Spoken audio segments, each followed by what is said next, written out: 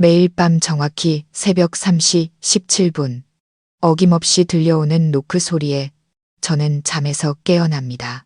하지만 저를 더 소름 끼치게 만든 건 문틈으로 보이는 시어머니의 기이한 미소였습니다.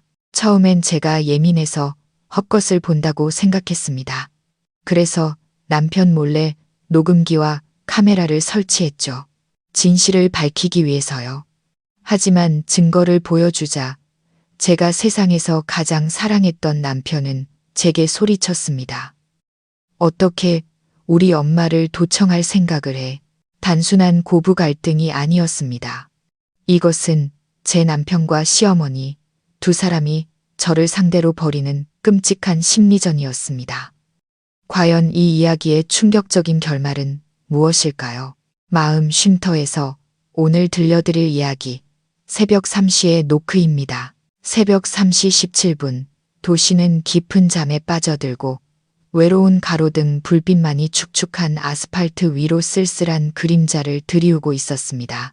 강남의 한 고급 주상복합 아파트 19층 서정희는 심장이 터질 듯이 뛰어 잠에서 깨어났습니다.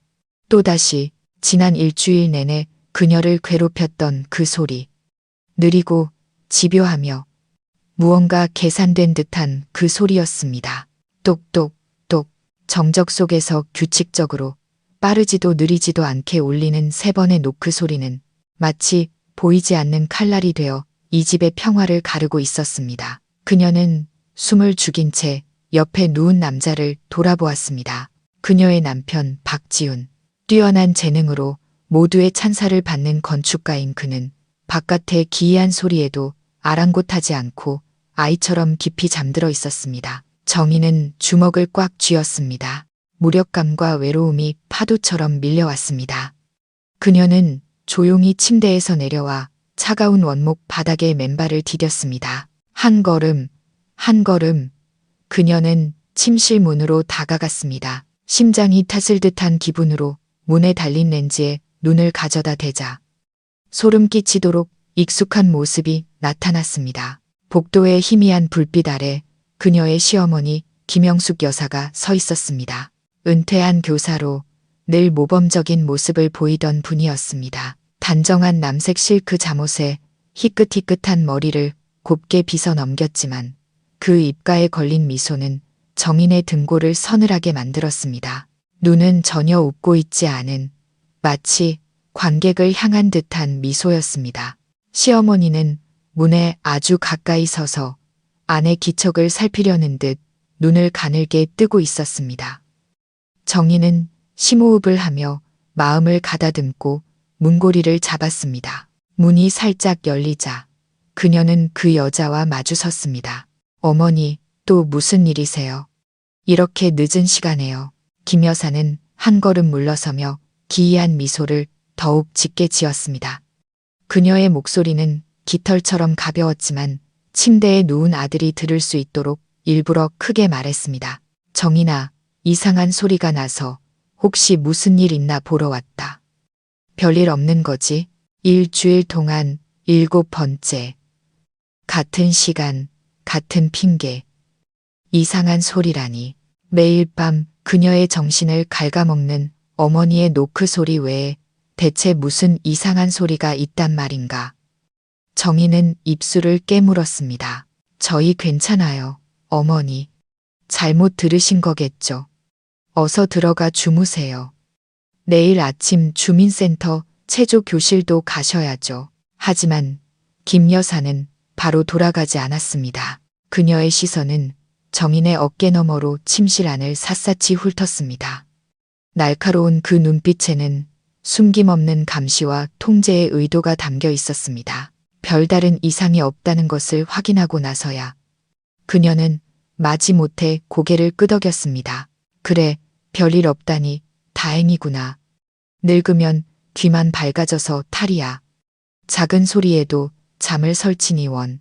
그녀는 천천히 몸을 돌렸고 그녀의 슬리퍼가 바닥에 끌리는 소리는 방문이 닫힐 때까지 길게 이어졌습니다.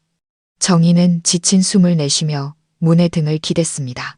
돌아보니 지우는 여전히 깊은 잠에 빠져 있었습니다. 방금 전의 소동은 그의 세상에 존재하지 않는 듯 했습니다. 실망감이 밀려왔고 그녀는 일부러 침대에 몸을 세게 던졌습니다. 그제야 지훈이 몸을 뒤척이며 잠결에 물었습니다. 무슨 일이야? 왜 이렇게 시끄럽게 해? 정희는 남편의 등을 바라보며 억울함과 무력감에 잠긴 목소리로 말했습니다. 어머니가 또 다녀가셨어요. 못 들었어요? 벌써 7번째예요. 또 이상한 소리가 난다는 똑같은 핑계로요. 지훈은 투덜거리며 그녀에게 등을 돌렸습니다. 이불 속에서 나온 목소리는 피곤함과 짜증으로 가득했습니다. 당신 또 예민하게 구네. 어머니 연세 드시면 잠이 줄어들어서 그래. 당신이 좀 이해해드려. 피곤하다. 어서 자. 나 내일 아침 일찍 현장 나가봐야 한단 말이야. 이해하라고. 정희는 눈을 감았습니다. 뜨거운 눈물이 더는 참지 못하고 관자놀이를 따라 흘러내렸습니다. 내가 누구를 이해해야 하는 걸까? 매일 밤 심리적인 수법으로 나를 괴롭히는 시어머니를, 아니면 아내의 고통에 눈과 귀를 닫아버린 내 남편을. 그날 밤 그녀는 뜬 눈으로 밤을 새웠습니다. 이 집의 유일한 이상한 소리는 외부가 아닌 그녀의 심장이 부서지는 소리, 그리고 결혼 생활에 균열이 가는 소리였습니다. 결혼이 무서운 것이 아니었습니다. 정말로 무서운 것은 그 결혼 안에서 나 홀로 싸우고 있다는 사실을 깨닫는 순간이었습니다. 다음날 아침 식사는 숨막히는 침묵 속에서 진행되었습니다. 김 여사는 여전히 다정한 어머니 역할을 연기하며 며느리에게 반찬을 집어주고 건강을 위해 많이 먹으라고 당부했습니다. 지우는 어젯밤 일은 없었다는 듯 행동했습니다. 그는 새로운 건축 프로젝트에 대해 신나게 이야기했습니다. 오직 정인만이 말없이 밥을 삼켰습니다. 모든 음식이 모래알처럼 느껴졌습니다. 그녀는 이 집에서 자신이 이들의 위선적인 조화를 깨뜨리는 이방인이라는 것을 알았습니다. 사무실로 향하는 차 안의 공기는 더욱 차가웠습니다. 지우는 운전에만 집중했고 정희는 창밖을 스쳐 지나가는 고층 빌딩들을 멍하니 바라보았습니다. 그의 침묵은 어떤 말다툼보다 더 무서웠습니다.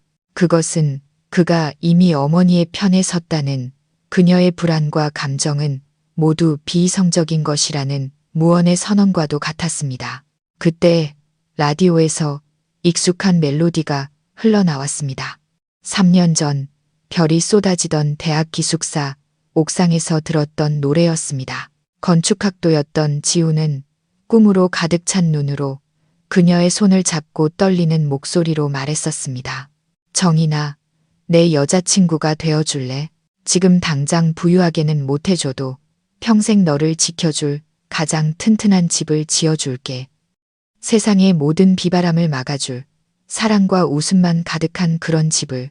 그 달콤하고 진실된 약속에 그녀는 행복의 눈물을 흘리며 고개를 끄덕였습니다. 그런데 지금 여기가 그 튼튼한 집이란 말인가? 매일 밤 정신적 고통에 시달려야 하고 나를 지켜주겠다던 남편이 가장 먼저 나를 비바람 속으로 밀어넣는 이곳이. 정희는 눈을 감았습니다.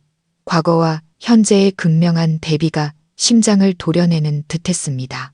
차가 그녀의 회사 건물 앞에 멈췄습니다. 지훈이 돌아보며 무미건조하게 말했습니다. 오늘 오후에 중요한 회의가 있어서 늦을 거야. 먼저 퇴근하면 어머니랑 저녁 먹어. 기다리지 말고. 그는 그녀를 쳐다보지도 않았습니다. 안부 한마디, 관심의 표현조차 없었습니다. 정희는 대답 없이 차문을 열고 내렸습니다. 문이 닫히자마자 차는 마치 그녀에게서 도망치려는 듯 급하게 사라졌습니다. 분주한 인파 속에 홀로 서서 그녀는 극심한 공허함을 느꼈습니다. 그날 점심, 그녀는 가장 친한 친구인 최수연을 회사 근처 조용한 카페에서 만났습니다. 자리에 앉자마자 정희는 참았던 울분을 터뜨렸습니다. 이성적이고 날카로운 변호사인 수연은 조용히 듣기만 했습니다. 정인의 이야기가 끝나자 수연은 물 한 모금을 마시고 단호하게 말했습니다. 이건 예민한 게 아니야. 정인아, 전형적인 가스라이팅이야. 그분은 지금 너의 한계를 시험하고 있고 내 남편은 무심코 그 행동에 동조하고 있는 거고. 수연의 말은 정인에게 찬물을 끼얹는 듯 했지만 동시에 정신을 번쩍 들게 했습니다. 적어도 누군가는 그녀를 믿어주고 그녀가 겪는 일이 진짜라고 인정해 주었습니다. 정인은 지친 목소리로 물었습니다. 그럼 이제 난 어떻게 해야 해? 수연은 몸을 앞으로 기울이며 진지한 목소리로 말했습니다. 싸워봤자 소용없어. 그 사람 눈에는 네가 항상 틀린 사람이 될 테니까 너한테 필요한 건 증거야. 내 남편 앞에 내밀었을 때 더 이상 네가 예민하다는 말을 할 수 없게 만드는 빼도 박도 못할 증거. 친구의 조언은 정인 앞에 흐릿한 길을 비추는 등불 같았습니다. 그래, 증거가 필요했다. 그녀는 더 이상 매일 자신을 의심하며 살 수 없었다. 그 진실이 모두에게 상처가 되더라도 지훈이 현실을 마주하게 해야만 했다. 그날 오후 사무실 컴퓨터 앞에 앉아 정인은 미완성인 마케팅 기획안 대신 온라인 쇼핑몰을 열었습니다. 검색창에 초소형 녹음기라고 입력하자 수많은 제품이 나타났습니다. 그녀는 배터리 수명이 가장 긴 제품을 골랐습니다. 결제 버튼을 누를 때 심장이 세차게 뛰었지만 그녀의 눈에는 전례 없는 단호함이 서려 있었습니다. 이번에는 그가 내가 예민하다고 말하게 두지 않을 것이다. 이번에는 그가 직접 듣게 만들 것이다. 택배는 다음 날 오후에 도착했습니다. 평범한 작은 상자였지만 지금의 정인에게는 천근만근처럼 무겁게 느껴졌습니다. 그녀는 택배 기사에게서 상자를 받아들고 서둘러 방으로 들어가 문을 잠갔습니다. 상자 안에는 USB처럼 생긴 작고 차가운 금속 물체가 들어 있었습니다. 그녀가 주문한 초소형 녹음기, 어두운 진실을 밝혀줄 희망을 품은 작은 도구였습니다. 그녀는 불안한 마음으로 사용 설명서를 꼼꼼히 읽었습니다. 그날 저녁 정인은 평소처럼 행동하려 애썼습니다. 시어머니와 저녁을 먹고 TV를 보고 몇 마디 대화를 나누었습니다. 김 여사는 여전히 자애로운 얼굴로 며느리의 일과를 묻고 과일을 깎아주기까지 했습니다. 하지만 정인은 그 완벽한 가면 뒤에 다른 얼굴이 있다는 것을 알았습니다. 그녀는 사냥꾼처럼 끈기 있게 기다렸습니다. 지훈과 시어머니가 각자의 방으로 들어가고 집안의 모든 불이 꺼질 때까지. 시계가 밤 12시를 가리키자 정인은 조용히 침대에서 일어났습니다. 창밖에서 들어오는 희미한 불빛에 의지해 녹음기를 들었습니다. 그녀는 지훈의 규칙적인 코골이 소리와 집안의 절대적인 정적을 확인했습니다. 그녀는 살금살금 침실 문으로 다가가 떨리는 손으로 녹음기를 들었습니다. 기기 뒷면에는 자석이 붙어 있어 금속으로 된 문틀 위쪽에 조심스럽게 부착했습니다. 밖에서는 거의 보이지 않는 은밀한 위치였습니다. 손가락으로 버튼을 누르자 작은 딸깍 소리와 함께 표시등이 한 번 깜빡이고 꺼지며 임무를 시작했습니다. 침대로 돌아왔지만 정인은 잠을 이룰 수 없었습니다. 어두운 천장을 바라보며 수많은 생각에 잠겼습니다. 갓 시집 왔을 때 김 여사가 자신을 얼마나 잘해주었는지 떠올랐습니다. 한때 세상에서 가장 운 좋은 여자라고 생각했었는데 이 모든 것이 정교하게 준비된 연극이었을까? 아니면 자신의 등장이 정말로 지훈의 마음속에서 시어머니의 독점적인 위치를 위협해 모범적인 교사를 이렇게 계산적인 사람으로 만든 것일까? 실망과 혼란이 그녀의 영혼을 갉아먹었습니다. 다음 날 아침 알람이 울리기도 전에 정인은 잠에서 깼습니다. 그녀는 지훈이 아직 깊이 잠든 것을 확인하고 조용히 문으로 다가가 녹음기를 떼어냈습니다. 그리고 욕실로 들어가 문을 잠갔습니다. 녹음기를 휴대폰에 연결하자 숨이 가빠졌습니다. 여러 개의 오디오 파일 중 새벽 3시에서 사시사이에 녹음된 파일을 선택했습니다. 떨리는 손가락으로 재생 버튼을 눌렀습니다. 처음에는 잡음과 에어컨 소리뿐이었습니다. 그녀는 인내심을 갖고 파일을 빨리 감았습니다. 그리고 마침내 익숙한 슬리퍼 끄는 소리가 방문 앞에서 멈췄습니다. 잠시 침묵이 흐른 뒤 김 여사의 깊은 한숨 소리가 들렸습니다. 그녀의 목소리는 속삭임이었지만 원망으로 가득 차 있었습니다. 온종일 분칠이나 하고 겉멋만 부릴 줄 알지. 우리 아들 돈을 얼마나 쓰는 거야. 아주 홀딱 반해서 정신을 못 차린다니까. 정희는 온몸에 피가 뱉는 듯 했습니다. 녹음은 계속되었습니다. 시집 왔으면 시집 온 도리를 해야지. 옛날에 내가 시어머니 모실 땐 숨소리 한번 크게 못 냈는데 요즘 것들은 아주 제 세상이야. 내 아들 뺏어가서 말도 안 듣는 놈으로 만들어 놓고. 그리고 마침내 그녀가 기다리던 소리가 들렸습니다. 똑, 똑, 똑. 노크 소리 후 그녀와 시어머니의 짧은 대화, 그리고 그녀의 대답까지 모두 녹음되어 있었습니다. 하지만 가장 끔찍한 것은 그녀가 문을 닫은 뒤에 들려온 김 여사의 마지막 말이었습니다. 슬리퍼 소리가 멀어지기 전 아기의 찬 속삭임, 어디 얼마나 잘 사나 보자. 정희는 녹음 파일을 껐습니다. 휴대폰을 쥔 손가락 마디가 하얗게 질렸습니다. 이것이 그녀가 필요했던 증거였습니다. 그녀의 상상도 예민함도 아니었습니다. 이것은 적나라하고 잔인한 현실이었습니다. 억눌려 왔던 분노가 터져 나왔지만 눈물은 나지 않았습니다. 뼛속까지 시린 냉기만이 느껴졌습니다. 이제 무기는 손에 쥐어졌습니다. 가장 중요한 전투, 한때 온 마음을 다해 사랑했던 남편과의 대면을 할 시간이었습니다. 그날 아침 정희는 천천히 식사를 했습니다. 더 이상 억울하거나 두렵지 않았습니다. 대신 이상할 정도로 차분했습니다. 그녀는 시어머니를 관찰했습니다. 김 여사는 여전히 자애로운 표정으로 아들에게 날씨가 변덕스러우니 외투를 챙기라고 당부했습니다. 그 완벽한 연기는 한때 그녀를 혼란스럽게 했지만 이제는 경멸스러운 위선으로만 보였습니다. 그녀는 김 여사가 아파트 노인정 친구들과 함께 체조 교실에 갈 때까지 기다렸습니다. 거실에 지훈과 단둘이 남게 되자 정희는 심호흡을 하고 남편 앞에 섰습니다. 지훈 씨, 할 얘기가 있어요.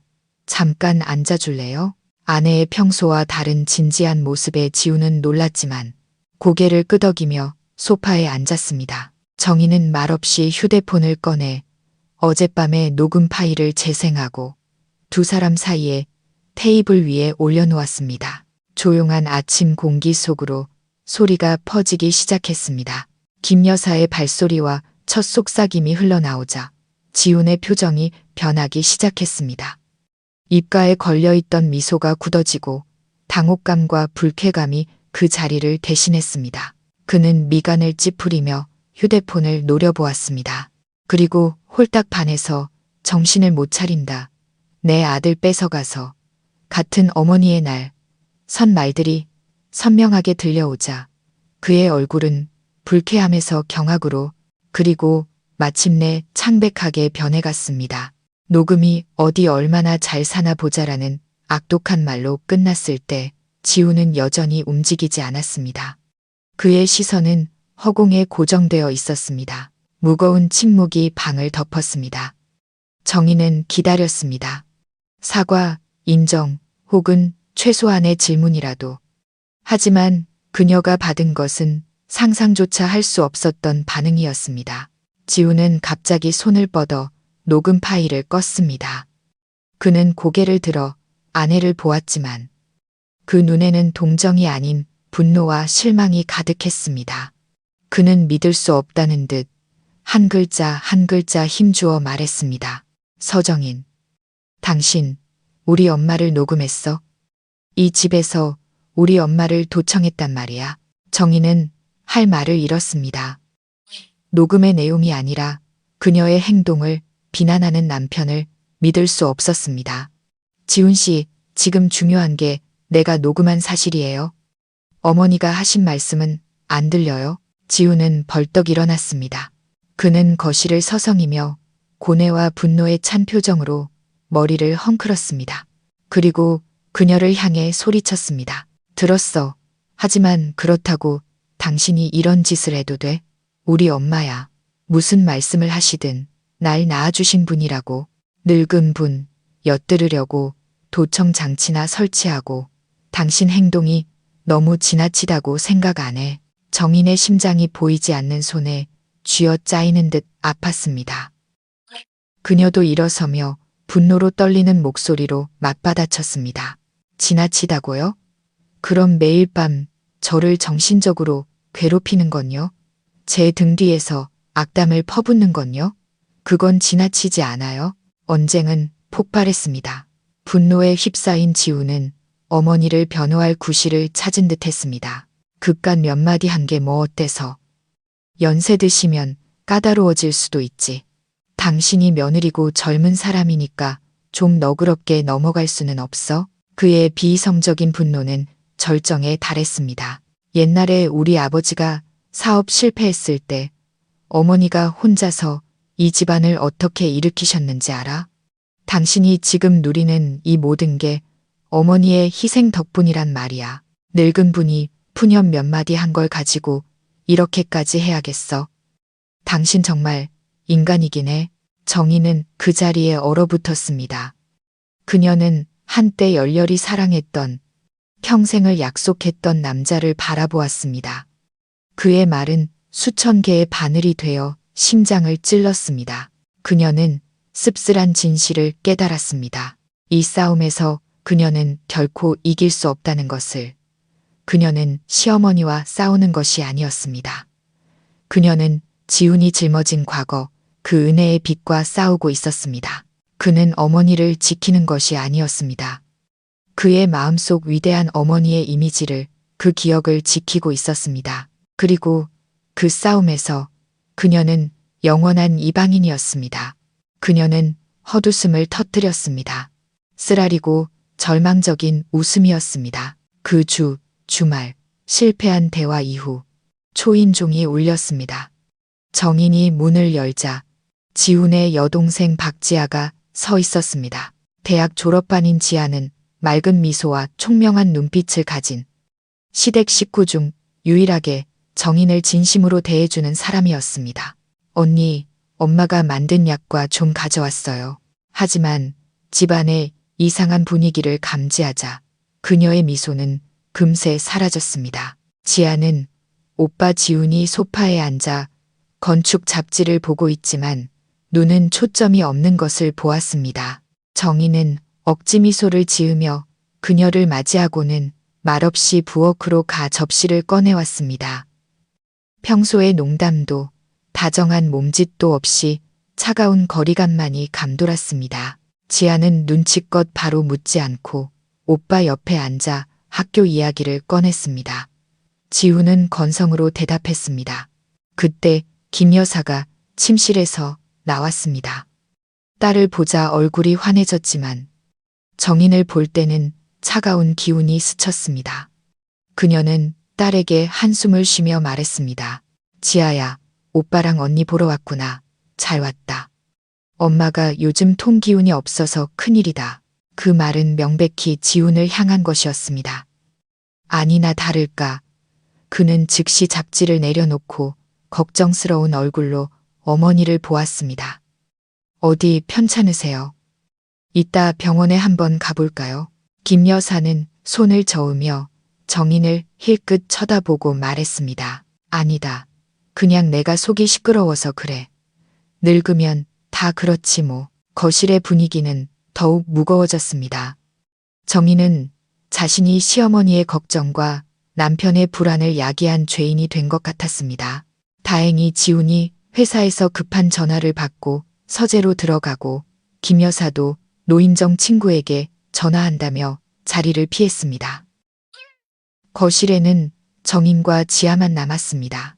지아는 주위에 아무도 없는 것을 확인하고 정인에게 다가와 속삭였습니다.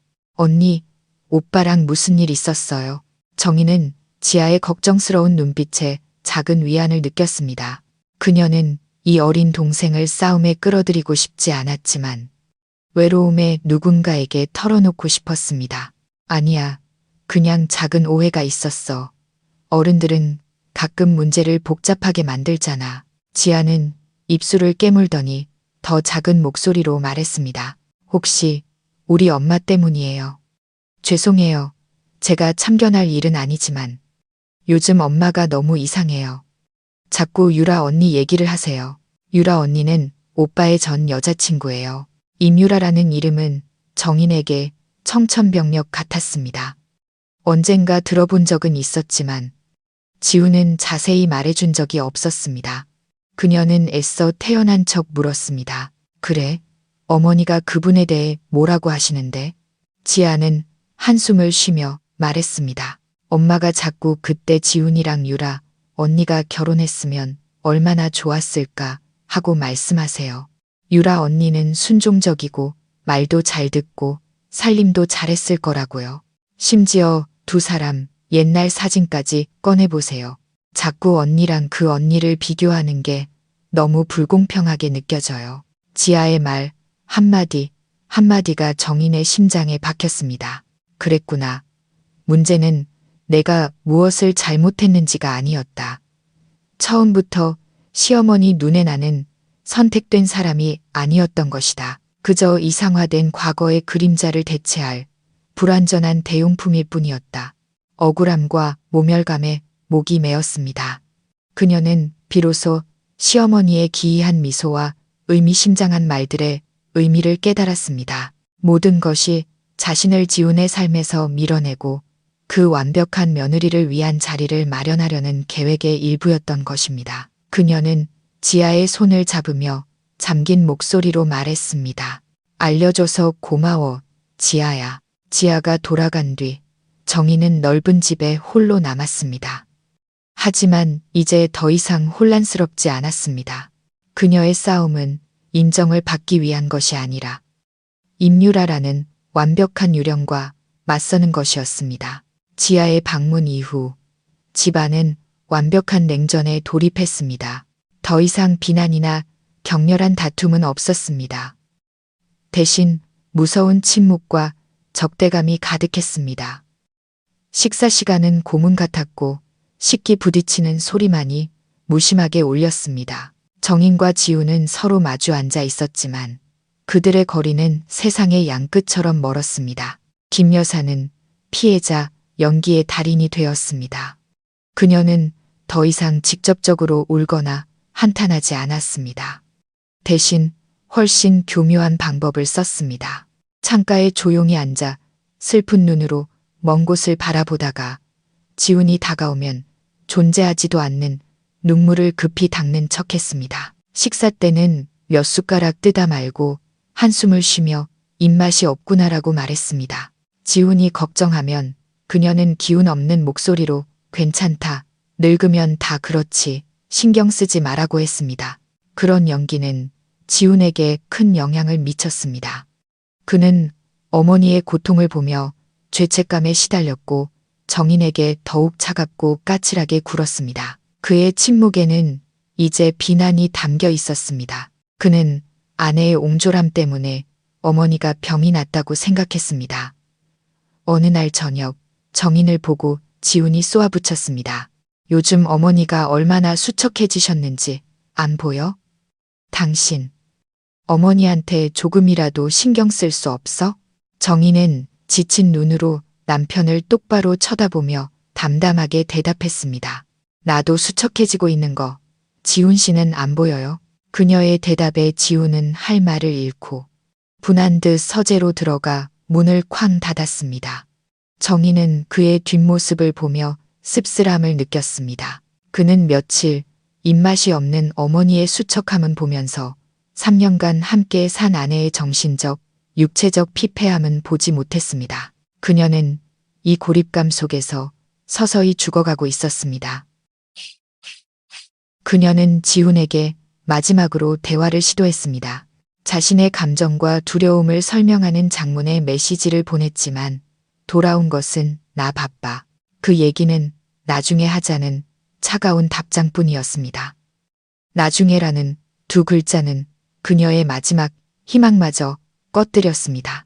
그날 밤 정희는 모두가 잠든 후 어두운 거실에 홀로 앉아 있었습니다. 그녀는 졌습니다. 적어도 남편의 이해를 얻으려는 싸움에서는 말은 힘을 잃었고 녹음 증거는 늙은이의 푸념으로 왜곡되었습니다. 그녀는 더 강력한 것, 부인할 수 없는 것, 시어머니의 진짜 얼굴을 시각적으로 보여줄 수 있는 것이 필요했습니다. 대담하고 두려운 생각이 머리를 스쳤습니다. 그녀는 컴퓨터를 켰습니다. 화면 불빛에 그녀의 단호한 눈빛이 비쳤습니다. 더는 이 삶을 견딜 수 없었다. 이 보이지 않는 심리적 고문에 무너질 수 없었다. 그녀는 반격해야 했다. 자신을 위해, 그리고 이 결혼에 남은 조각을 지키기 위해, 혹은 단호하게 끝내기 위해. 그녀의 손가락이 키보드 위를 움직이며 다른 장치를 검색했다. 더 정교한 장치를 당신이 들을 수 없다면 보게 만들 수밖에. 냉전이 일주일 가까이 이어지자 정희는 더 이상 침묵할 수 없다는 것을 알았습니다. 수연과의 심각한 대화 끝에 그녀는 더 대담한 수를 두기로 결심했습니다. 음성은 얼마든지 왜곡될 수 있어, 정희나. 바람 소리였다. 잠꼬대였다. 변명은 끝이 없지. 하지만 영상은 달라. 행동, 태도, 표정까지 기록하는 제3의 눈이 필요한 거야. 수연의 조언은 위험했지만 유일한 길처럼 보였습니다. 정희는 죄책감을 느꼈지만 남편의 차가운 눈빛과 시어머니의 의미심장한 미소를 떠올리자 더 이상 선택의 여지가 없었습니다. 이것은 감시가 아니라 자기 방어였다. 수연의 도움으로 정희는 아로마 디퓨저 모양으로 정교하게 위장된 최신형 몰래카메라를 구입했습니다. 30만 원이라는 적지 않은 비용이었지만 그녀는 망설이지 않았습니다. 가장 큰 문제는 설치였습니다. 지훈과 시어머니가 모두 집을 비울 시간이 필요했습니다. 수요일 오후 지훈은 현장 감독을 나가고 김 여사는 동네 부녀회 모임에 갔을 때 정희는 몸이 안 좋다는 핑계로 조퇴했습니다. 집에 혼자 남자, 심장이 격렬하게 뛰었습니다. 그녀는 떨리는 손으로 카메라를 설치하고 휴대폰 앱과 연결했습니다. 거실 책장 위 지훈의 건축 잡지와 장식품들 사이에 디퓨저를 놓자 완벽한 위치였습니다. 렌즈는 거실 전체, 특히 끔찍한 사건이 벌어지는 부부의 침실 문을 향하고 있었습니다. 자신의 집을 촬영장으로, 가장 사랑하는 사람들을 배우로 만드는 이 상황에 죄책감이 들었지만 곧 단호함으로 바뀌었습니다. 진실과 공정을 되찾기 위한 마지막 수였다. 그녀는 진짜 라벤더 오일을 몇 방울 떨어뜨렸습니다. 향긋한 냄새가 퍼지며 완벽한 위장이 완성되었습니다. 모든 준비는 끝났습니다. 정희는 소파에 앉아 휴대폰 화면을 들여다보았습니다. 익숙한 거실은 이제 긴장감 넘치는 무대가 되었습니다. 그녀는 무엇을 보게 될지, 진실이 얼마나 잔인할지 몰랐지만 더 이상 돌아갈 수 없다는 것만은 확실했습니다. 이제 주연 배우가 무대에 오르기만을 기다릴 뿐이었습니다. 카메라 설치 후 이틀 동안은 이상할 정도로 평온했습니다. 김 여사는 완벽한 시어머니로 돌아온 듯 했습니다. 그녀는 더 이상 한밤중에 문을 두드리지도 한숨을 쉬지도 않았습니다. 오히려 맛있는 음식을 해주고 아들과 즐겁게 대화하며 정인의 안부를 묻기까지 했습니다. 정인은 의심했습니다. 정말 변한 것일까? 아니면 더 큰 계획을 준비하고 있는 것일까? 그 답은 사흘째 밤에 나왔습니다. 그날 지우는 국제건축 공모전에 출품할 설계도를 집으로 가져왔습니다.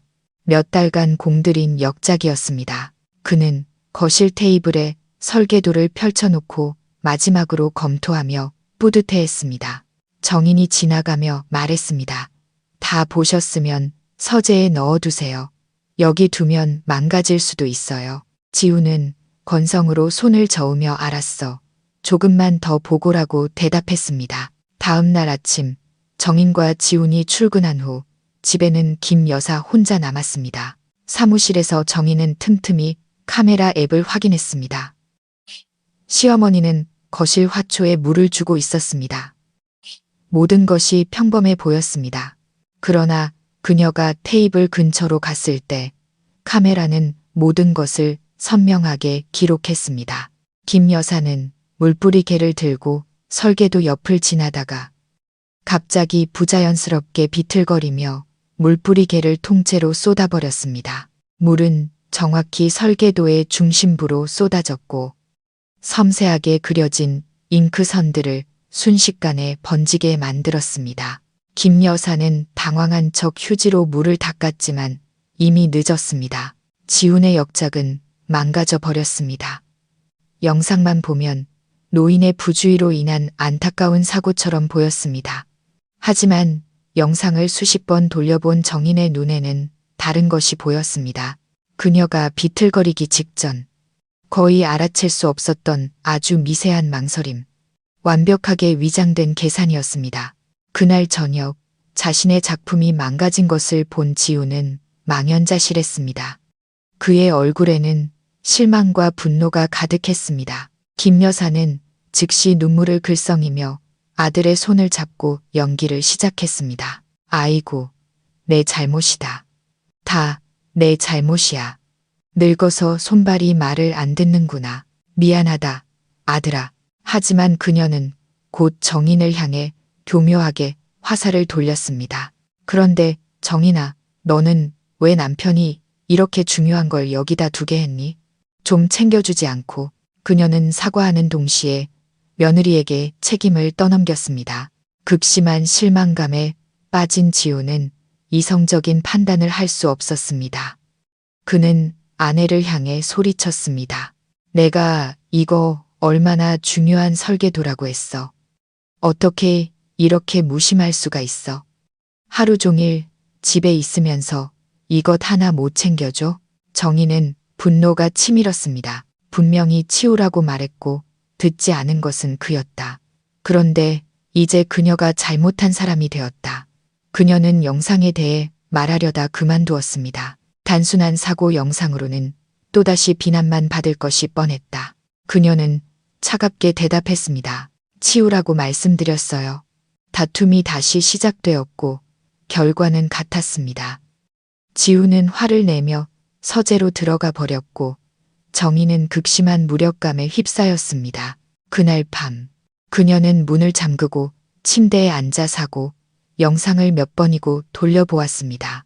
그녀는 나를 집에서 내쫓으려는 것뿐만 아니라 남편이 소중히 여기는 모든 것을 파괴하고 그 죄를 내게 뒤집어 씌우려 하고 있었다.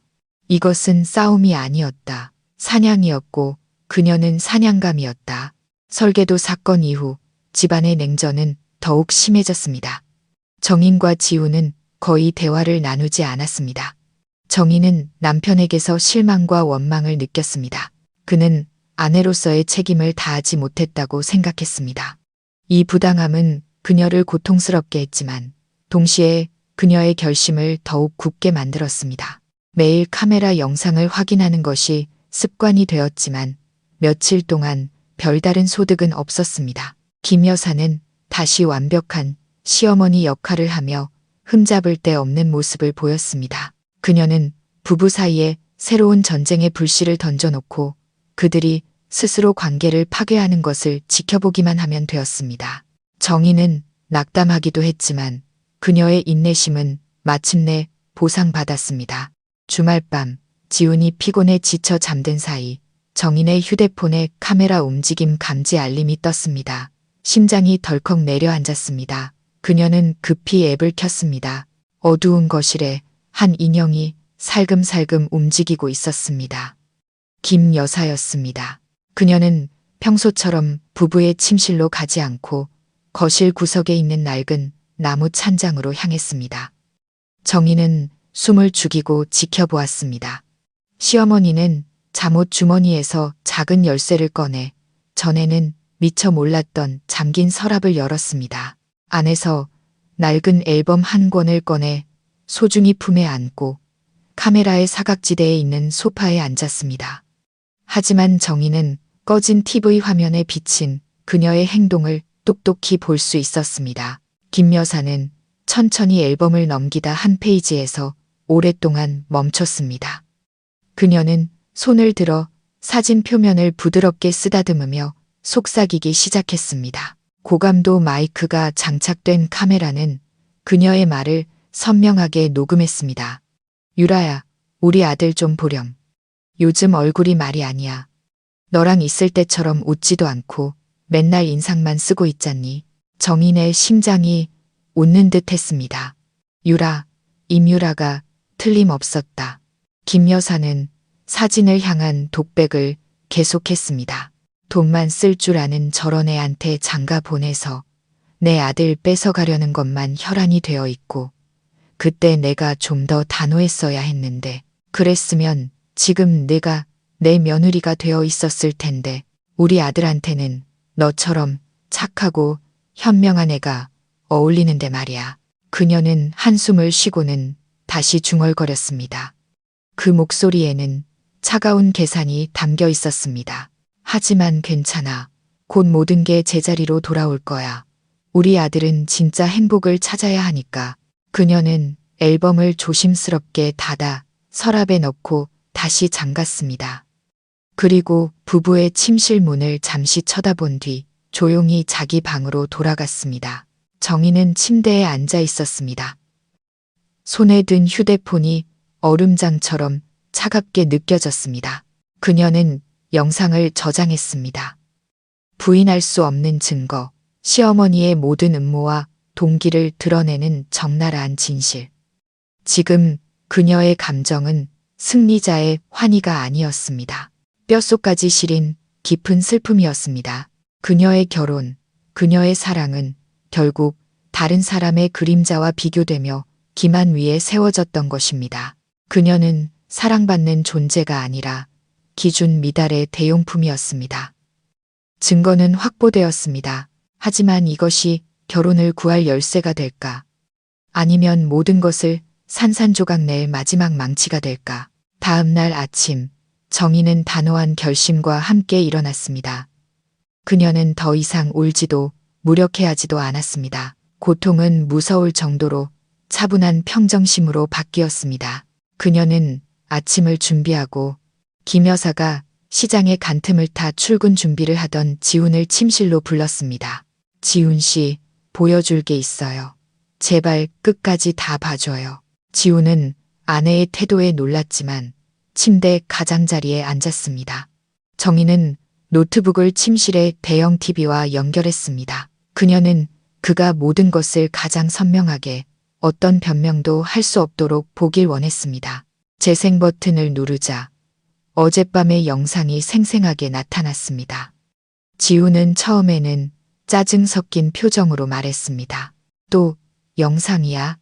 이런 거 이제 지겹지도 않아?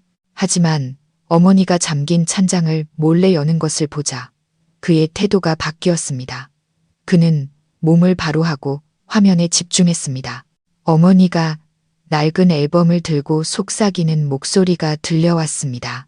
유라야, 그때 내가 좀 더 단호했어야 했는데 돈만 쓸 줄 아는 저런 애한테 장가 보내서. 어머니의 입에서 나오는 한마디 한마디가 지훈의 머릿속을 강타했습니다. 그의 얼굴은 경악에서 망연자실로 그리고 마침내 창백하게 변해갔습니다. 영상이 끝난 후에도 그는 움직이지 않았습니다. 항상 아들의 행복만을 바란다던 자애로운 어머니의 모습, 평생을 희생했다던 위대한 어머니의 이미지가 눈앞에서 산산조각 나고 있었습니다. 그는 머리를 감싸 쥐었습니다. 귀에는 윙윙거리는 소리와 함께 어머니의 말이 맴돌았습니다. 모든 것이 거짓이었다. 아내를 향한 어머니의 애정과 인정은 모두 연극이었습니다. 정희는 남편의 붕괴를 조용히 지켜보았습니다. 한참 후에야 지훈은 고개를 들었습니다. 핏발이 선 그의 눈에는 죄책감과 고통, 혼란이 뒤섞여 있었습니다. 그는 사과 한마디 없이 비틀거리며 침실을 나갔습니다. 정희는 그가 어디로 가는지 알았습니다. 그는 시장에서 막 돌아온 김 여사의 방문 앞에 섰습니다. 아들의 넋나간 모습을 본 어머니가 놀라서 물었습니다. 지훈아, 왜 그러니? 출근 안 하고. 지훈은 대답 대신 어머니가 낡은 사진을 쓰다듬는 모습이 멈춰 있는 태블릿 화면을 들어 보였습니다. 그는 소리치지 않았습니다. 떨리는 목소리로 겨우 두 마디를 내뱉었습니다. 설명해보세요. 화면을 본 김 여사의 얼굴이 굳어졌습니다. 그녀는 당황해서 뒷걸음질 치며 더듬거렸습니다. 이건 빼도 박도 못할 증거 앞에 그녀의 모든 가면과 계산은 무너져 내렸습니다. 더 이상 연기할 수 없게 되자 그녀는 마지막이자 가장 강력한 무기를 꺼내 들었습니다. 눈물과 모성애를 이용한 감정 조작. 그녀는 아들의 다리를 붙잡고 주저앉아 처절하게 울부짖었습니다. 내가 잘못했다. 지훈아. 내가 늙어서 정신이 나갔나 보다. 다 너를 너무 사랑해서 너를 잃을까봐 두려워서 그랬어. 네가 행복하지 않은 모습을 보는 게 얼마나 힘들었는지 알아? 엄마 한 번만 용서해다오. 정희는 자신의 침실 문가에 서서 그 눈물의 연극을 지켜보았습니다. 이제 그녀의 싸움은 끝났습니다. 지금부터는 지훈 자신의 싸움이었습니다. 평생 그를 폐암해 온 모성애라는 이름의 악마와의 싸움. 김 여사의 방문이 닫혔지만 울음소리와 애원의 여운이 공중에 떠다니는 듯 했습니다. 지훈은 거실 한가운데에 선 채 완전히 지쳐 보였습니다. 그는 붕괴된 어머니의 모습과 방금 마주한 끔찍한 진실을 떨쳐내려는 듯 마른 세수를 했습니다. 정희는 조용히 그를 지켜보았습니다. 한참 후에야 지훈은 소파에 주저앉아 두 손에 얼굴을 묻었습니다. 그의 넓은 어깨가 가늘게 떨리고 있었습니다. 그가 울고 있다는 것을 알았습니다. 정희는 그의 맞은편 의자에 앉아 따뜻한 물 한 잔을 앞에 놓아주었습니다. 그녀의 침묵은 어떤 질책보다 강했습니다. 마침내 지훈이 고개를 들었습니다. 충혈된 그의 눈에는 피로와 고통이 가득했습니다. 그는 아내를 똑바로 바라보며 갈라진 목소리로 말했습니다. 정인아, 미안해. 내가 정말 눈이 멀었었어. 이것은 그가 처음으로 자신의 잘못을 정면으로 인정한 것이었습니다. 이 사과는 어머니의 행동뿐만 아니라 그동안의 자신의 무심함과 비겁함에 대한 것이기도 했습니다. 정희는 그를 보았습니다. 마음 한구석이 욱신거렸습니다. 이 말을 너무나 오래 기다려왔지만 막상 듣고 나니 생각만큼 후련하지 않았습니다. 그녀는 담담하게 대답했습니다. 이제 와서 그 사과가 무슨 의미가 있을까요? 지훈 씨. 믿음은 종이와 같아서 한번 구겨지면 아무리 펴도 예전 같을 수는 없어요. 아내의 말 속에 담긴 거리감에 지훈은 당황했습니다. 그는 급히 일어나 그녀 앞에 무릎을 꿇고 그녀의 차가운 손을 잡았습니다. 그는 간절한 눈빛으로 아내를 올려다 보았습니다. 알아. 내가 용서받을 자격 없는 거. 하지만 정인아, 제발 그렇게 말하지 마.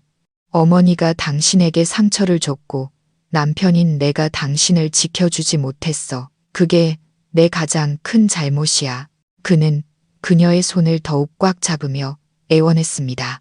하지만 우리 얼마나 사랑했는지 잊었어? 대학교 때 그 약속 잊었냐고.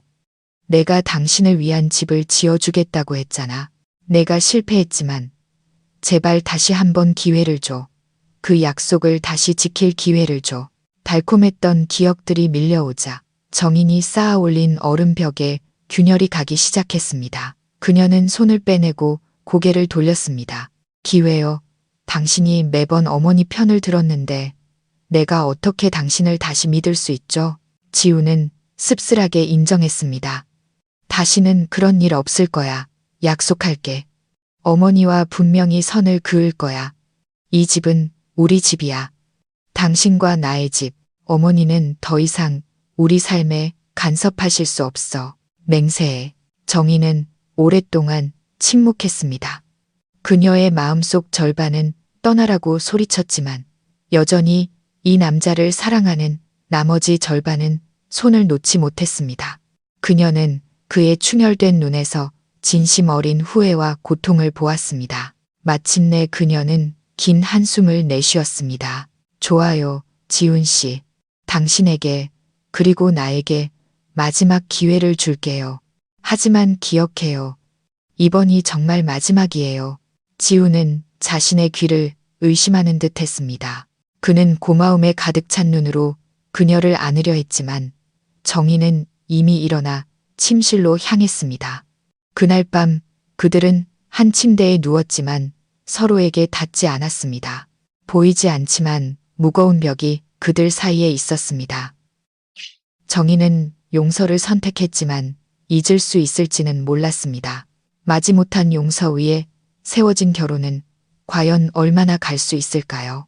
몇 주가 흐르고 집안은 거짓된 평화를 되찾은 듯 했습니다.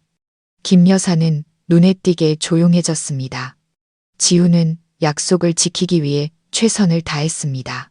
그는 아내와 더 많은 시간을 보냈고 어머니와 필요한 거리를 두기 시작했습니다. 정희는 남편의 노력을 느끼며 다시 마음을 열려고 노력했습니다. 가족의 분위기는 나아졌지만 여전히 어색함이 감돌았습니다. 마치 행복한 가족 연극을 하는 배우들처럼 그들은 얇은 얼음 위를 걷고 있었습니다. 최근 들어 정희는 몸의 변화를 느꼈습니다. 오후에는 피곤하고 아침에는 메스꺼움을 느꼈습니다. 생리가 일주일 이상 늦어지자 한 가지 생각이 그녀의 머리를 스쳤습니다. 그녀는 지훈에게 말하지 못했습니다. 퇴근길에 약국에 들러 임신 테스트기를 사서 가방 깊숙이 숨겼습니다. 그날 밤 지훈이 서재에서 일하는 틈을 타 그녀는 조용히 욕실로 들어갔습니다. 거울 앞에 서자 심장이 마구 뛰었습니다. 떨리는 손으로 테스트를 하고 결과를 기다리는 몇 분이 영원처럼 느껴졌습니다. 그녀가 테스트기를 들어 올렸을 때 선명한 두 줄이 나타났습니다. 정희는 망연자실했습니다. 그녀가 임신했다니. 기쁨과 함께 두려움이 밀려왔습니다. 이 아이는 결혼 생활이 가장 위태로운 순간에 찾아왔습니다. 이것이 그들을 묶어줄 끈이 될까? 아니면 얼음을 깨뜨릴 무게가 될까? 그때 문 밖에서 지훈의 목소리가 들렸습니다. 정희나, 안에 있어? 무슨 일이야? 그녀는 놀라 급히 테스트기를 숨기고 문을 열었습니다. 지훈은 걱정스러운 얼굴로 그녀를 보았습니다. 얼굴이 왜 이렇게 창백해?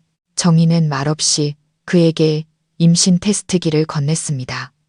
지훈은 어리둥절하게 그것을 받아들고 두 줄을 확인하자 눈이 커졌습니다. 놀라움은 곧 주체할 수 없는 기쁨으로 바뀌었습니다. 그의 얼굴에서 모든 긴장감이 사라지고 오랜만에 보는 진심 어린 행복한 미소가 피어났습니다. 그는 정인을 번쩍 들어 안고 빙글 돌며 아이처럼 외쳤습니다. 세상에, 정인아, 진짜야. 내가 아빠가 된다고. 우리에게 아이가 생겼어. 그는 그녀를 꽉 안으며 감격에 찬 목소리로 말했습니다. 이건 하늘이 우리에게 다시 시작할 기회를 주신 거야. 내가 약속할게. 좋은 아빠, 좋은 남편이 될게. 당신과 우리 아기, 내가 꼭 지켜줄게. 그의 품에 안겨 진심 어린 말을 듣자 정희는 자신도 모르게 울음을 터뜨렸습니다. 서러움과 걱정, 그리고 행복의 눈물이었습니다. 그녀는 잠시 모든 고통과 음모를 잊었습니다. 이 작은 생명이 그들의 집을 덮고 있던 어둠을 걷어낼 한 줄기 빛이 될 것이라 믿기로 했습니다. 아이를 가졌다는 기쁨과 희망은 여름날의 소나기처럼 잠시 긴장을 씻어주었지만 가족의 하늘에 떠있는 먹구름을 완전히 걷어내지는 못했습니다. 정희는 집안의 중심이 되었습니다. 지훈은 그녀를 급진히 보살폈고 그의 눈에는 예비 아빠의 행복이 가득했습니다. 정희는 그 달콤함에 젖어 모든 것이 괜찮아질 것이라고 스스로를 위로했습니다. 하지만 그녀는 몰랐습니다. 집안의 한 구석에서 이 모든 것을 지켜보며 질투와 분노를 키우는 한 사람이 있다는 것을 김 여사는 아들이 며느리 곁을 맴도는 것을 보며 가장 소중한 것을 빼앗기는 기분을 느꼈습니다. 정인의 뱃속 아이는 기쁨이 아니라 자신이 증오하는 여자에게 아들을 태삼해낸 족쇄였습니다. 며칠을 고민한 끝에 그녀는 더 이상 가만히 있을 수 없다고 결심했습니다.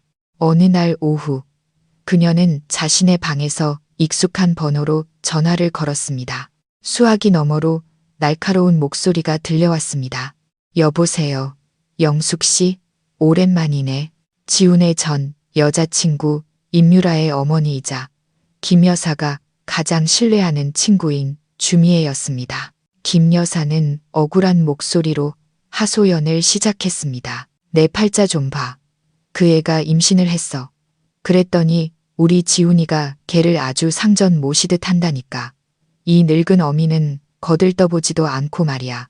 수화기 너머에서 주미애가 계산적인 웃음소리를 냈습니다. 어머, 임신이 뭐 대수라고. 요즘 세상에 무슨 일이든 일어날 수 있는데 내가 좋은 방법 하나 알려줄까? 겉으로는 며느리 몸보신 시켜주는 척하면서 속으로는 시름을 덜 수 있는 방법.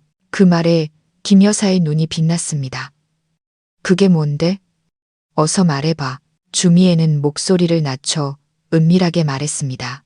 우리 집안에 대대로 내려오는 안타여이라는 게 있어. 이름은 안태약인데 사실은 혈액순환을 아주 강하게 만드는 약재야. 보통 사람이 먹으면 피가 맑아지지만 임신 초기에 임산부가 먹으면 아이를 지키기 힘들지. 모든 게 그냥 유산처럼 보이게 될 거야. 아무도 의심 못해. 주미애의 말은 김 여사의 증오심 가득한 마음에 달콤한 독처럼 스며들었습니다. 잠시 망설였지만 유라가 완벽한 며느리가 되고 아들이 정인에게서 벗어나는 모습을 상상하자 모든 죄책감은 사라졌습니다. 김 여사는 결심을 굳혔습니다. 그녀는 아들의 완벽한 행복을 위해 이 일을 하는 것이라고 스스로를 합리화했습니다. 그럼 나 좀 도와줘. 주미애는 만족스럽게 웃으며 말했습니다. 물론이지. 내일 약재 보내줄게. 귀한 약이라고 하고 매일 탕으로 끓여 먹여. 조심스럽게 해야 해. 전화를 끊자 김 여사는 이상한 안도감을 느꼈습니다. 아들의 평생 행복을 위해서라면 이 정도 희생은 감수할 수 있다고 믿었습니다. 며칠 후 그녀에게 작은 소포가 배달되었습니다. 안에는 향기로운 약재가 담겨 있었습니다. 무기는 손에 들어왔고 이제 기회만을 기다리면 되었습니다. 얼마 후 시골 본가에서 열리는 시조부모님의 금혼식에 참석하기 위해 가족들은 기차 여행을 떠났습니다. 지우는 정인을 위해 침대칸을 예약하고 세심하게 그녀를 챙겼습니다. 기차 안의 분위기는 화기애애했습니다. 김 여사는 더없이 자상한 시어머니이자 예비 할머니인 척 연기했습니다. 하지만 정인은 그녀의 과도한 친절 속에서 불안함을 느꼈습니다. 지훈이 자신을 챙길 때마다 시어머니의 눈빛에 스치는 차가운 기운을 보았기 때문입니다. 기차가 절반쯤 달렸을 때 정인은 입덧 때문에 화장실에 가고 싶다고 말했습니다. 그때 김 여사도 바람을 쐬겠다며 일어섰습니다. 정인이 칸과 칸 사이의 연결 통로를 지날 때 그녀는 등 돌리고 통화하는 시어머니를 보았습니다. 그녀는 그냥 지나치려 했지만 귓가에 들려온 몇 마디에 발걸음을 멈췄습니다. 시어머니는 목소리를 낮췄지만 숨길 수 없는 더이한 어조로 말하고 있었습니다. 걱정 마. 잘 챙겨왔어. 역시 댁내 집안 대대로 내려오는 약재라 그런지 향이 아주 특별하더군. 정인의 심장이 쿵 내려앉았습니다. 집안 대대로 내려오는 약재라니. 그녀는 구석에 몸을 숨기고 귀를 기울였습니다. 집에 도착하자마자 바로 몸보신 시켜줘야지. 의심 못하게 잘 챙겨줘야지. 우리 지훈이는 순진해서 엄마 말이라면 뭐든 믿으니까. 한마디 한마디가 비수가 되어 정인의 가슴에 박혔습니다. 그녀는 시어머니가 통화를 마치는 마지막 말을 들었습니다. 아니, 지훈이는 아무것도 몰라. 이건 우리끼리 비밀로 해야지. 고마워, 미애 씨. 주미애. 그 이름은 그녀의 모든 의심을 확신으로 바꾸었습니다. 시어머니가 임유라의 어머니와 공모하여 자신과 뱃속의 아이를 해치려는 계획을 꾸미고 있었던 것입니다. 정희는 급히 자기 자리로 돌아왔습니다. 심장이 미친 듯이 뛰었고 얼굴은 새하얗게 질려 있었습니다. 지훈이 걱정스럽게 물었지만 그녀는 아무 말도 할 수 없었습니다. 남편은 아무것도 모른 채 행복에 잠겨 있었습니다. 자신의 어머니가 아직 태어나지도 않은 아이를 해치려는 계획을 세우고 있다는 사실을 꿈에도 모른 채 폭풍은 결코 사라진 것이 아니었습니다. 더 끔찍한 모습으로 다시 한번 몰아치기 위해 조용히 기다리고 있었을 뿐입니다. 고향 방문이 끝나고 도시의 일상으로 돌아왔지만 정인에게는 아무것도 예전 같지 않았습니다. 시어머니의 모든 친절은 이제 공포로 다가왔습니다. 아니나 다를까 돌아온 다음 날부터 김 여사의 몸보신 작전이 시작되었습니다. 그녀는 이른 아침부터 약재 시장을 돌며 구하기 힘든 약재라며 무언가를 사왔고 점심때가 되자 부엌은 진한 한약 냄새로 가득 찼습니다. 그녀는 짙은 갈색의 탕, 한 그릇을 정인 앞에 놓으며 인자하게 웃었습니다. 정인아, 이게 태아한테 그렇게 좋다는 귀한 약이란다. 내가 아침 내내 정성껏 다렸으니 식기 전에 어서 마시렴. 정인은 김이 모락모락 나는 탕 그릇을 보았습니다. 지우는 어머니 정말 대단하시다. 당신 복 받았네. 이 사랑의 탕약 다 마셔야 해라며 웃었습니다. 복인가 화인가 그녀는 거절할 수 없다는 것을 알았습니다. 그랬다간 까다로운 며느리가 될 뿐이었다. 그녀는 억지 미소를 지으며 숟가락을 들었습니다. 감사합니다. 어머니. 한 숟가락 떠서 입에 넣는 척하고는 갑자기 배를 감싸주며 인상을 찌푸렸습니다. 어머, 속이 좀 안 좋네요. 입덧 때문인가 봐요. 방에 가서 좀 쉬다가 마실게요. 그 핑계로 그녀는 탕 그릇을 들고 방으로 들어왔습니다. 문이 닫히자마자 그녀는 욕실로 직행해 망설임 없이 탕을 변기에 쏟아버리고 물을 여러 번 내렸습니다. 그날부터 시어머니의 탕약을 마시는 것은 매일의 심리전이 되었습니다. 어떤 날은 속이 더부룩하다고, 어떤 날은 간식을 너무 많이 먹었다고 핑계를 대며 몰래 탕을 버려야 했습니다. 화장실 변기에, 부엌 싱크대에, 혹은 침실 베란다 화분에 매일 거짓말을 해야 하는 스트레스에 그녀는 지쳐갔습니다. 지우는 아무것도 눈치채지 못하고 오히려 아내의 태도를 가끔 나무랐습니다. 어머니가 정성껏 다려주시는데 왜 안 마시는 거야? 아기 생각해야지. 그럴 때마다 정희는 절망했습니다. 어떻게 설명해야 할까? 어머니가 손주를 해치려 한다고? 그는 절대 믿지 않을 것이다. 버려지는 탕약만큼 그녀의 인내심도 바닥나고 있었습니다. 정희는 시어머니의 탕약을 한 모금도 마시지 않았지만 극심한 스트레스는 그녀의 건강을 갉아먹고 있었습니다. 일주일이 넘는 심리전 끝에 그녀는 몸에서 심상치 않은 신호를 느끼기 시작했습니다. 단순한 입덧이 아니었습니다.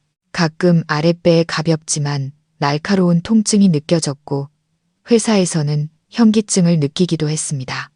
뱃속 아이의 안전에 대한 두려움이 커져만 갔습니다. 그녀는 병원에 가야겠다고 결심했지만 문제가 있었습니다. 시어머니가 따라오거나 아는 의사에게 연락할 것이 뻔한 단골 병원에는 갈 수 없었습니다. 그녀는 지훈에게는 친구 수연을 만난다고, 회사에는 치과에 간다고 거짓말을 하고 다른 지역에 있는 낯선 산부인과를 찾아갔습니다. 대기실에 앉아 행복해 보이는 다른 부부들을 보며 그녀는 극심한 외로움을 느꼈습니다. 진료실에 들어서자 인상 좋은 중년의 여의사가 그녀를 맞았습니다. 의사는 증상을 들은 후 초음파 검사를 제안했습니다. 검사실 침대에 누워 배에 차가운 젤이 발라지자 정희는 숨을 죽였습니다. 화면에 작은 생명의 모습이 나타났을 때 그녀의 마음은 감동과 불안으로 뒤섞였습니다. 의사는 오랫동안 침묵하며 화면을 살폈고 그 침묵에 정인의 공포는 커져만 갔습니다. 마침내 의사가 입을 열었습니다. 산모님, 태아는 잘 자라고 있지만 두 가지가 좀 걱정되네요. 정인의 심장이 냅는 듯했습니다. 의사는 화면을 가리키며 설명했습니다. 첫째, 아기 심장 박동이 주수에 비해 조금 약합니다. 둘째, 태아 크기도 일주일 정도 작아 보이고요. 지금 당장 심각한 문제는 아니지만 주의 깊게 지켜봐야 합니다. 2주 후에 다시 오세요. 그리고 이 기간 동안 출처를 알 수 없는 약이나 약초는 절대 드시지 마세요. 출처를 알 수 없는 약초라는 말이 정인의 머릿속을 쳤습니다. 의사의 전문적인 경고는 그녀의 가장 끔찍한 두려움을 확인시켜 주었습니다. 진료실을 나온 그녀는 다리에 힘이 풀려 벽을 짚고서야 걸을 수 있었습니다. 손에 들린 희미한 초음파 사진 속 아이의 모습을 보며 그녀는 눈물을 참을 수 없었습니다. 그녀의 공포는 이제 태아 발육 지연이라는 의학적 진단을 받았습니다. 어떻게 해야 할까? 내 아이를 어떻게 구해야 할까? 정인은 목적 없이 걷다가 이내 정신을 차리고 수연에게 전화를 걸었습니다. 의사의 진단을 털어놓자 수연은 즉시 이성적으로 조언했습니다. 정인아, 지금은 울 때가 아니야. 행동할 때야. 의사의 진단만으로는 부족해. 아무도 부인할 수 없는 과학적인 증거가 필요해. 수연의 말에 정인은 정신을 차렸습니다. 알았어. 그 탕을 검사해야겠어. 수연이 말을 이었습니다. 탕뿐만이 아니야. 그 약재 원료도 필요해. 그래야 실수나 부주의가 아닌 명백한 의도를 증명할 수 있어. 할 수 있겠어? 정인은 이것이 위험한 일이라는 것을 알았지만 다른 선택지가 없었습니다. 그날 밤 그녀는 모두가 잠든 새벽 2시에 조용히 일어났습니다. 먼저 오후에 작은 유리병에 숨겨둔 탕을 챙겼습니다.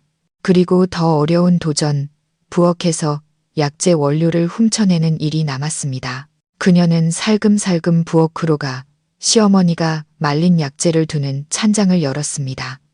탕의 냄새를 기억해내며 여러 봉지 중 문제의 약재 봉투를 찾아냈습니다. 그녀는 떨리는 손으로 준비한 작은 봉투에 각 약재를 아주 조금씩 담았습니다. 다음 날 점심시간, 정인은 수연을 만나 증거물들을 건넸습니다. 수연은 진지한 표정으로 말했습니다. 걱정 마. 약재연구소에 아는 분이 있어. 결과는 비밀리에 진행될 거야. 며칠 걸릴 테니 그동안 절대 티내지 마. 정인은 고개를 끄덕였습니다. 이제 그녀가 할 수 있는 일은 끝났습니다. 남은 것은 운명에 맡기는 것뿐이었습니다. 사무실로 돌아왔지만 일에 집중할 수 없었습니다. 그녀는 판결을 기다리고 있었습니다. 아이의 건강뿐만 아니라 자신의 결혼 생활 전체에 대한 판결을, 결과를 기다리는 이틀은 지옥 같았습니다.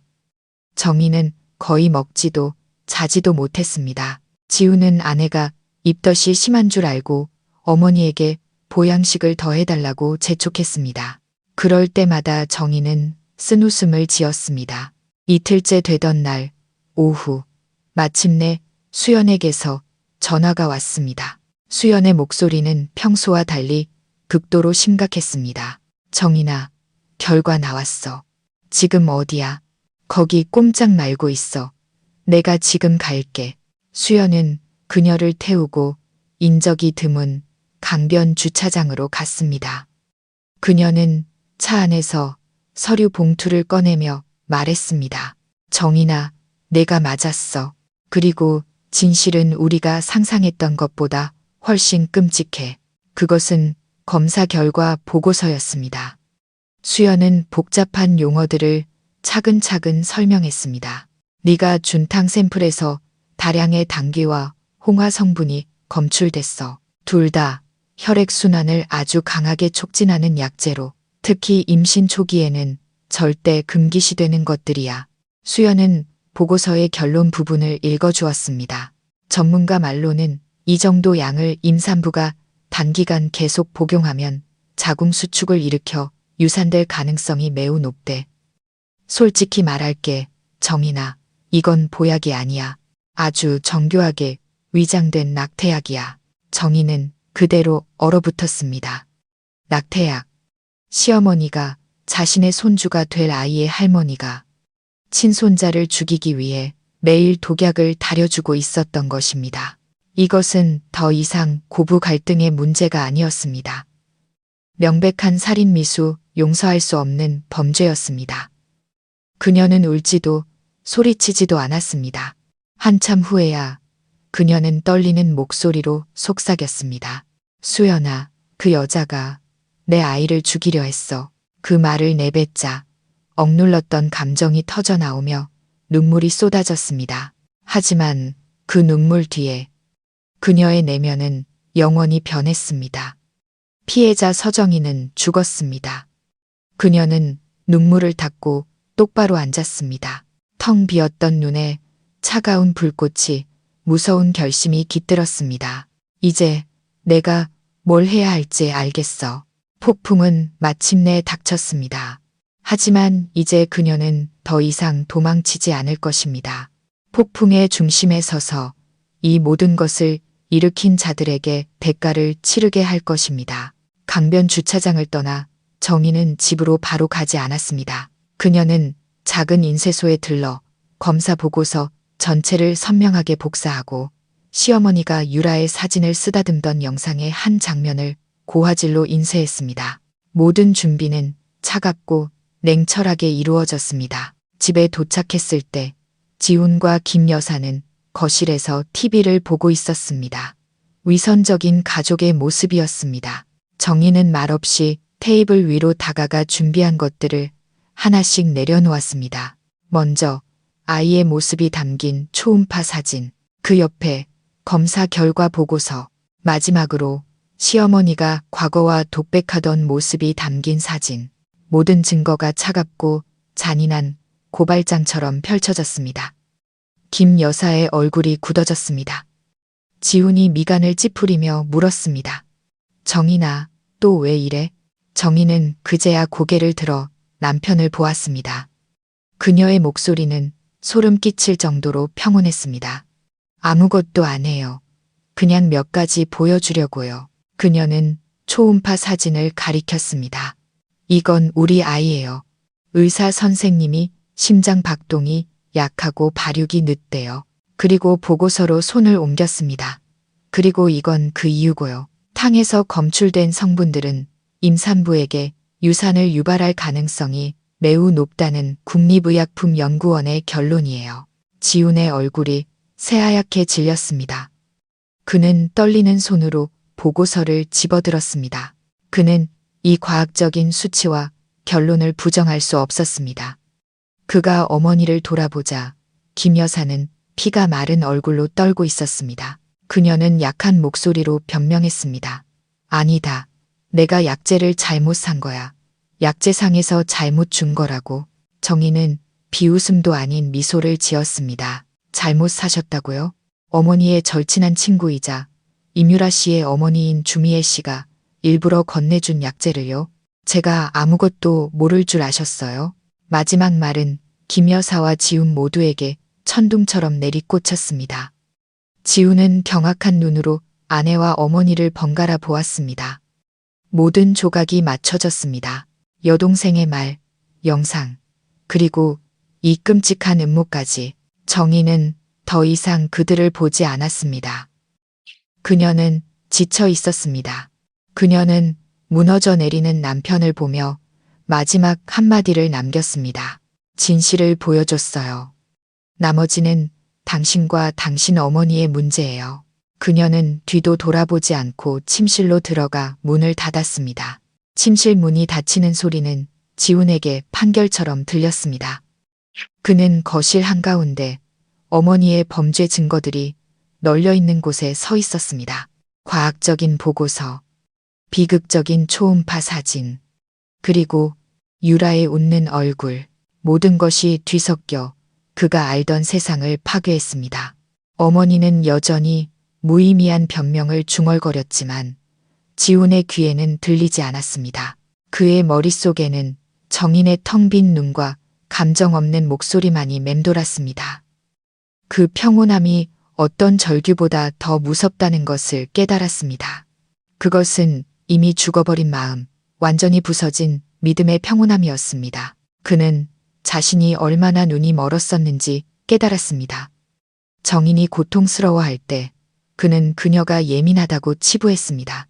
그는 어머니가 만든 거짓된 세상 속에서 자발적으로 눈을 감고 살았습니다. 그는 자조적인 헛웃음을 터뜨렸습니다.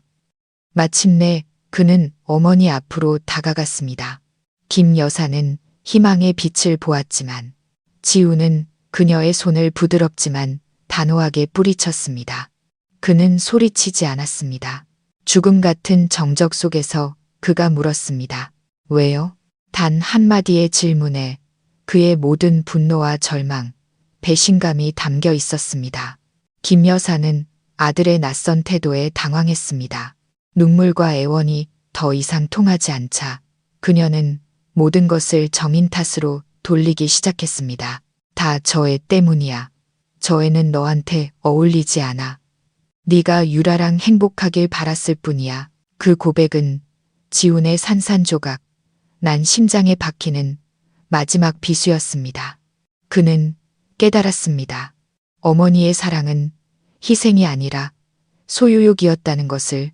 그는 한 걸음 물러서며 둘 사이에 건널 수 없는 거리를 만들었습니다. 어머니의 사랑은 정말 무섭군요. 그는 평생 사랑하고 지켜왔던 여자를 보며 얼음장 같은 목소리로 말했습니다. 오늘부터 저를 아들이라고 부르지 마세요. 어머니는 그럴 자격이 없으십니다. 그 말을 끝으로 그는 뒤도 돌아보지 않고 현관으로 향했습니다. 그는 아내를 마주할 면목이 없었습니다. 그는 이 거짓된 공간에서 벗어나고 싶었습니다. 문을 열고 차가운 도시의 밤속으로 걸어 나갔습니다. 한순간에 과거와 현재, 미래를 모두 잃어버린 남자는 그렇게 사라졌습니다. 문이 닫히고 거실에는 김 여사의 절규만이 홀로 남았습니다. 그 후 며칠 동안 집안은 유령이 나올 듯한 정적에 휩싸였습니다. 지우는 돌아오지 않았습니다. 그는 호텔에 머물며 생각할 시간이 필요하다는 짧은 메시지만을 보내왔습니다. 김 여사는 방에 틀어박혀 식음을 전폐했습니다. 정희는 가끔 들려오는 울음소리에도 아무런 감흥을 느끼지 못했습니다. 다시 병원을 찾아갈 날이 되었습니다. 정희는 혼자 택시를 타고 병원으로 향했습니다. 그녀는 더 이상 두렵거나 불안하지 않았습니다. 끝없는 피로감만이 느껴졌습니다.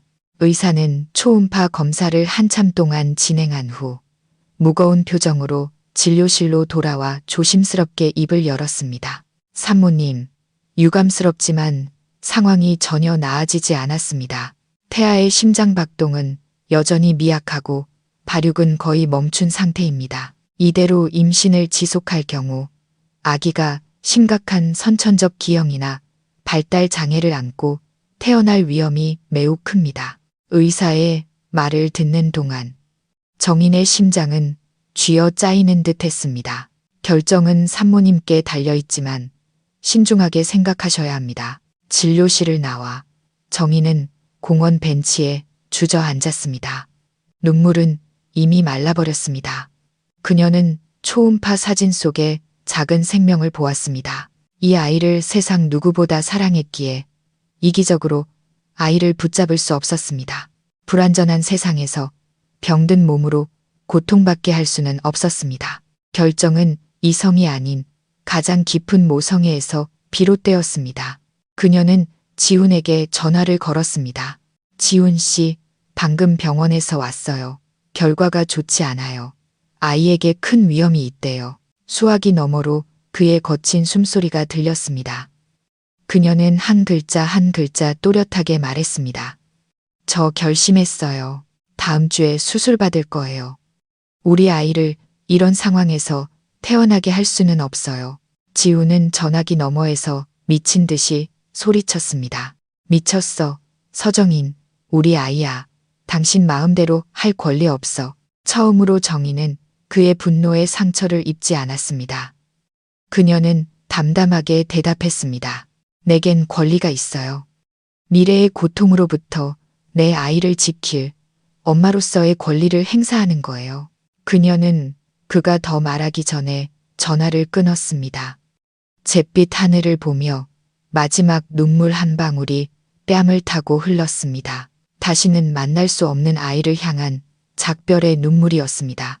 때로는 가장 큰 사랑이 가장 고통스러운 포기를 의미하기도 했습니다.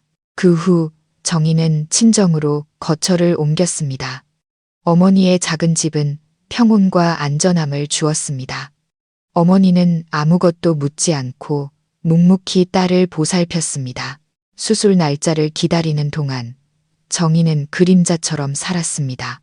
어느 비 오는 오후 그녀는 새 노트와 펜을 꺼내 아직 태어나지 않은 아이에게 마지막 편지를 썼습니다. 아직 태어나지 못한 나의 천사에게 네가 이 글을 읽을 수 없다는 걸 알지만 엄마는 너에게 꼭 말해주고 싶었어.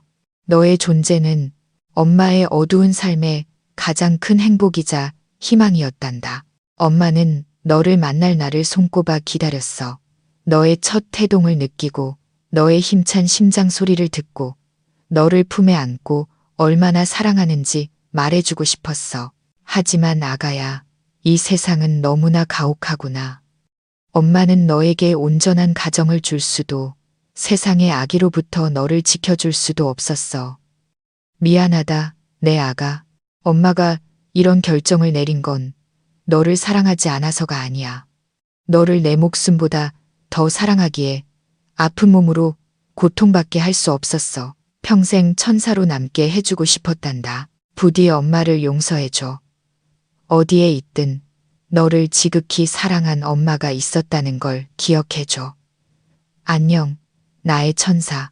그녀는 편지를 접어 첫 초음파 사진과 함께 작은 나무 상자에 넣었습니다. 내일이면 그녀의 몸과 영혼의 일부가 영원히 사라질 것입니다. 하지만 이것이 그녀가 해야 할 일이었습니다. 잿더미에서 다시 태어나기 위해 때로는 가장 고통스러운 불길을 통과해야만 했습니다. 수술 후 정희는 친정에서 몸을 추스르며 이혼 서류를 준비했습니다. 그녀는 어떤 위자료도 요구하지 않았습니다. 그녀에게 필요한 것은 돈이 아닌 자유와 새로운 시작이었습니다. 어느 날 오후 지훈이 초췌한 모습으로 찾아왔습니다. 그는 수척해지고 눈은 왜팼으며 자신감 넘치던 건축가의 모습은 온데간데 없었습니다. 그는 정인 앞에 무릎을 꿇고 애원했습니다. 정인아, 미안해. 내가 다 잘못했어. 어머니는 시골로 보내드렸어. 우리 다시 시작하자. 제발. 정인은 조용히 그의 말을 들었습니다. 그녀는 그의 눈을 똑바로 보며 부드럽지만 단호하게 말했습니다. 너무 늦었어요, 지훈 씨. 죽은 건 우리 아이뿐만이 아니에요. 당신을 향한 내 사랑과 믿음도 모두 죽었어요.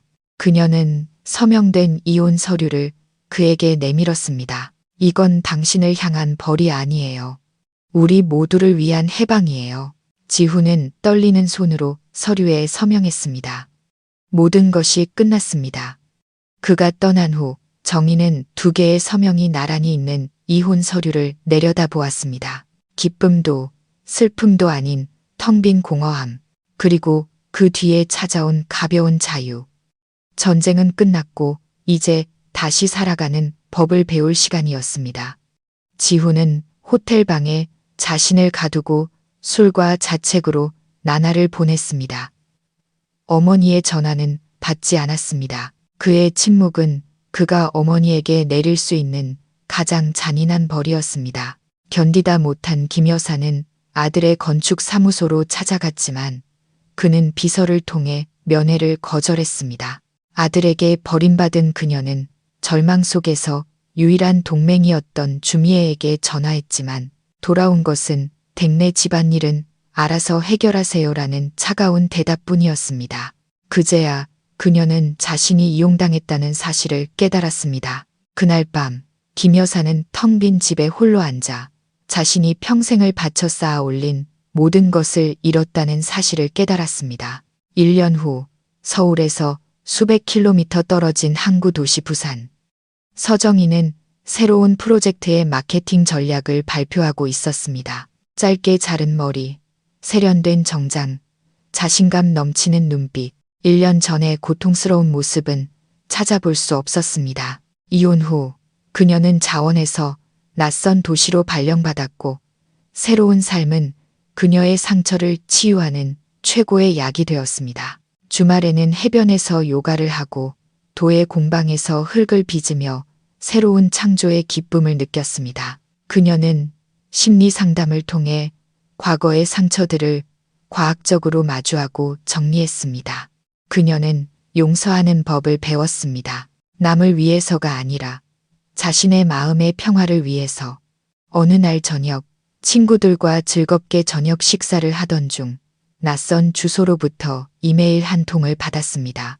제목은 늦은 사과. 보낸 사람은 박지훈이었습니다. 1년 만에 연락이었습니다. 그녀는 잠시 흔들렸지만 이내 평정을 되찾고 이메일을 바로 열지 않았습니다. 과거가 문을 두드렸지만 이제 문을 열지 말지는 그녀의 선택이었습니다. 그날 밤 집에 돌아온 정희는 고민 끝에 이메일을 열었습니다. 그것은 구차한 변명이나 애원이 아니었습니다. 고통스러울 정도로 진솔한 고백과 후회가 담긴 긴 편지였습니다. 정인, 지난 1년 동안 단 하루도 자책하지 않은 날이 없었어. 나는 어머니의 범죄에 침묵으로 동조한 비겁한 공범자였어. 왜 내가 당신의 고통을 보지 못했을까? 답은 부끄럽게도 나의 이기심 때문이었어. 나는 어머니가 만든 평화로운 거짓의 세계가 깨지는 것이 두려웠어. 그리고 나의 비겁함이 모든 것을 망쳤지. 그는 이혼 후 모든 것을 파헤쳤다고 썼습니다. 그는 이뮤라를 찾아갔고 그녀는 결국 모든 계획을 실토했습니다. 유라의 어머니 주미애가 의도적으로 김 여사에게 접근해 정인에 대한 부정적인 생각을 심고 작은 갈등을 부풀려 과거의 완벽한 며느리에 대한 집착을 자극했다는 것이었습니다. 유라도 처음에는 반대했지만 이혼 후 자신의 삶이 뜻대로 풀리지 않자 어머니의 계획에 동참했다고 했습니다. 그 독초 꾸러미까지 모든 것이 치밀하게 계획된 것이었습니다. 정희는 편지를 읽으며 심장이 철렁했습니다. 그녀의 모든 의심이 사실이었습니다. 그녀는 혼자가 아니었습니다. 거대한 음모에 맞서 홀로 싸우고 있었던 것입니다. 지우는 편지를 이어나갔습니다. 나는 어머니를 추궁했어. 이번에는 부인하지 못하시더군. 자신의 이기심과 질투, 그리고 남에게 이용당한 어리석음까지 모두 인정하셨어. 나는 어머니를 시골로 보내드렸고 다시는 내 삶에 관여하지 말라고 했어. 정인, 내가 이 이야기를 하는 건 동정을 구하기 위함이 아니야. 당신은 잔인한 음모의 희생자였고 가장 큰 잘못은 당신을 지키지 못한 나에게 있다는 걸 알려주고 싶었을 뿐이야. 미안해. 너무 늦고 무의미하지만 진심으로 미안해. 정희는 더 이상 읽을 필요가 없었습니다.